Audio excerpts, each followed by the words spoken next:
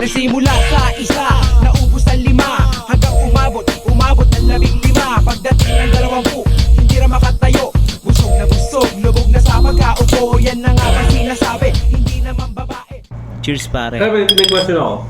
May tayo sa sinasabi mong doon sa culture. Kasi interested din ako doon. Yung patungkol sa bakit marami hirap na Pilipino. Influence ng mga praile and ng yung kinakwento mo kayo patungkol kay Rizal. So may factor din talaga. Gusto ko lang emphasize na may factor din talaga yung history natin bilang mga Pilipino. Although it's wrong naman yata na sabihin, kaya ako mahirap ngayon kasi yung mga praile. So, Sinisi pa doon din. yung mga praile. Nakailang generation almost 400 years ago. So hindi naman ganun. Pero alam ko, nung itong mga pandemic, walang magawa, binabasa ko yung isang history book ni Renato Constantino na ang ganda nung argument niya rin doon. Among his arguments, parang sinasabi niya na kaya ang mga Pinoy until now, at least that time nung sinusulat niya, nag-struggle towards freedom or liberation kasi nga ang lalim nung naitanim sa atin na kultura or mga institutions na ang pinapaboran yung mga may connection, may pera, may power. Hindi ako galit. So kaya yung pagkiling ni Renato Constantino nandun sa mga One for the road. nasa baba. Kaya for him, ano sa kanya, kumbaga good sa kanya yung mga pumapalag sa mga sistema, no? So, yun yung kanyang view na actually kung titignan mo din yung mga sumunod sa line of thought niya, ang sinasabi naman, isa sa mga main causes din kaya maraming Pilipinong hirap kasi yung resources naka-focus sa ilang pamilya na malawak o malalim na rin yung kasaysayan ng pagiging landed, meaning marami silang property. So through that, nagkaroon ng mga iba't ibang businesses na until now napasa sa mga anak. Tapos, not to mention, yung ilang business persons na to, business family, naging politiko din. Or basta may mga sabit-sabit na, no? So ganun yung mga... May nabasa ko niyan. Sige, sir. May nabasa ko niyan, 2003 article ata yan sa Inquirer nung bago tayo sumalang dito. Kaya daw isa sa mga reason ba't mahirap o maraming mahirap na mga Pilipino is wala silang sariling lupa. Tol, higo po sa baw. Masarap. So, kung dati pa, which is pagka binackground check mo yung ngayon, sino ang majority Isa pa tayo o banlaw na? na nagmamay-ari ng lupa ng Pilipinas? O kaya we can say, yung mga dating may lupa, pero dahil walang kakayahan na pag-ibayuhin, binibenta. O kaya yung iba, sa pilit na kinukuha, especially the indigenous groups, diba? Maraming kasong ganyan. Kaya nga, actually may balita before, isa sa mga alarming din daw na trend sa Pilipinas in terms of society and politics and environment. Maraming mga environmentalists ang napapatay kasi itong mga environmentalists na to, sila yung pumoprotekta either sa mga likas na yaman o kaya yung mga ancestral lands ng indigenous people. Kaso, syempre kung ang kalaban mo ba naman malalaking real estate company na kabarkada ni congressman, ni mayor, minsan sa national government may investment din. May investment din. Saan ka lulugar, di ba? Sa ilalim na lupa. Sa kuweba ka na. Baka nga pati kuweba, di ba? Yung Ililibing ka ng buhay. pati nga kuweba, kukunin pa, gawin dolomite, di ba? Sorry po. Pero yun nga, talagang malaking factor yung lupa eh. Dahil doon mo mabasa yung yaman. Kung isipin na kung sa panahon natin ngayon, kung may access tayo sa sarili nating lupa, may bilang Pilipino. So, hindi mo na kailangan mag-isip ng patawag dito ng pauupahan o kaya tatayuan ng negosyo na gusto mo. Kasi may sarili kang lupa. Pero since dahil wala ka sariling lupa, kailangan mo magpagod. Pinanganak ka dito para magpagod. para makabili ng sariling lupa, makabili ng sarili mong bahay at lupa. Alam ko yun.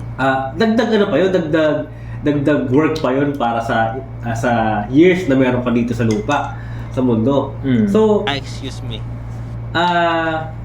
plus, meron ng leverage yung mga nung mga kanununuan natin na meron na silang property ganito, may hektarya na silang ganito na ipapamana na lang yun sa mga susunod na kamag-anak nila. Tapos yung mga wala sariling lupa, considered yun as slave. Kasi wala ka sariling lupa, magtrabaho ka sa akin, tanim ka ng mangga, hakot ka ng harvest ka ng mangga, kaya kung ano yung merong hacienda meron ako, trabaho ka sa akin kasi ako si Don ganito eh. Ako si Don ganyan. So, ikaw yung may capacity, plus meron kang connection din dun sa mga nasa taas. Nasabihin natin kay Mayor ganyan na doon lang naglalaro yung property ng sabihin natin sa Pangasinan, sa Quezon City o sa Masbate o sa Bicol. Kayo lang na lilima o sa 10 apelyido lang ang naglalaro dun sa property.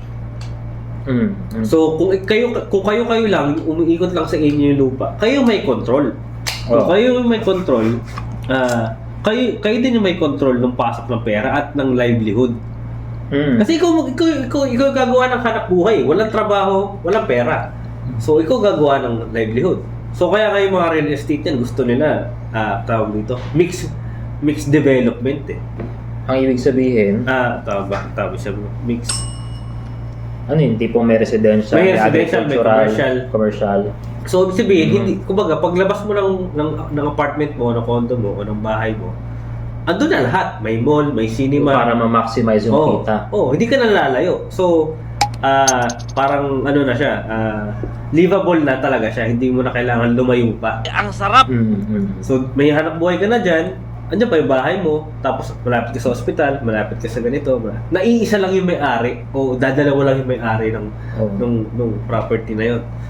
So, May yelo. ilan lang yung may access doon sa Pilipinas. Plus, Saka follow up ng pata. foreigner din yung iba. So, isipin mo, nasa sariling bansa mo ikaw, pero slave ka o empleyado ka ng foreigner investor o kaya foreigner owner ng property na yun. Although tingin ko, di naman usual sa ating Pilipino na ituring yung sarili nating alipin kasi nga, the fact na kumikita naman tayo, nabubuhay naman, ang gano'n. Mga parang, hindi mo alipin kasi yung idea natin ng alipin, as in walang karapatan talaga. Yun lang yung tingin ko, kaya marami most likely hindi nakaka-resonate. So that is why parang status ko na lang at as long na may kinikita na katawid ng kada araw, okay na. Huwag na nating alalahanin yung malalaking usapin ng politika kasi nga araw-araw pa lang hindi na natin maisip ng maigi yung mga gagawin natin. Isipin pa ba natin yan? Totoo yun. Yeah. Kasi meron akong parang dalawang foreigner. Yung isa na-meet ko dito. Foreigner na. Ba't tinanong ko ba't gusto yun sa Pilipinas?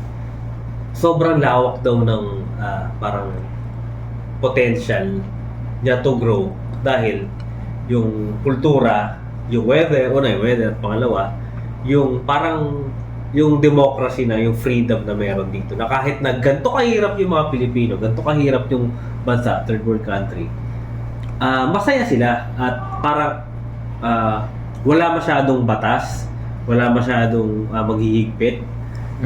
Tapos, yun, maraming violation, pero nakangiti ka pa rin na pag-alagala sa paligid, pag-alagala sa kalsada. Na yun kumbaga yung freedom, na-enjoy. Na-enjoy nung ano. Kumpara sa iba, na ibang bansa, parang hindi nila magagawa yun. Saka isa ko rin na pansin doon kaya doon sa property dahil sa may mga bansa, example is yung UAE. Hindi sila nag-a-allow na yung property nila is foreigner, sa kanila lang. Hindi sila mag-a-allow. So yung mga yung mga may-ari ng lupa sa UAE, mga Emirati din. So hindi, Local lang din. ikaw as Pinoy, kahit resident ka, hindi ka pwede magmay-ari ng Hindi. property. Sila lang. Okay. So, mayaman sila. Tayo hindi. Hindi natin magawa sa sariling bansa natin. Inaalaw pa nga natin na maging may-ari pa yung ano eh.